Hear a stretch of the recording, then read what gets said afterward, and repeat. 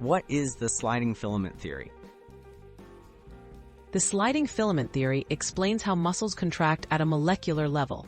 It describes how thin and thick protein filaments inside muscle fibers slide past each other, causing the muscle to shorten and generate force. This process is fundamental for every movement in your body, from blinking your eyes to running a marathon. Key players, actin and myosin. Muscle fibers are made up of repeating units called sarcomeres, which contain two main types of filaments, actin and myosin. Actin filaments are thin, while myosin filaments are thick. The interaction between these filaments is what enables muscles to contract and relax smoothly. Starting the process, the role of nerves and calcium. A muscle contraction begins when a nerve sends a signal to the muscle.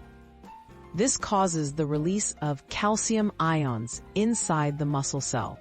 Calcium allows myosin to bind to actin, which is a crucial step for the filaments to start sliding past each other and for contraction to happen.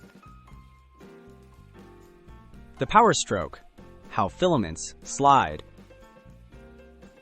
When calcium is present, myosin heads attach to actin to form cross bridges.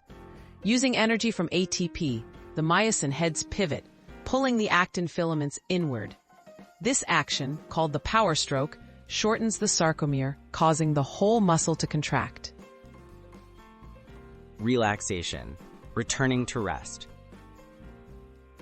After the contraction, calcium ions are pumped out of the muscle cell, breaking the bond between myosin and actin.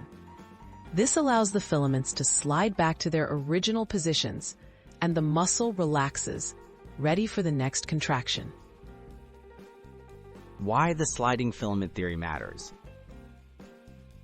Understanding the sliding filament theory helps explain how every voluntary motion happens, from typing to jumping. It also provides insight into muscle diseases and guides medical research. This theory is a cornerstone of biology and physiology, shaping our knowledge of how movement is possible.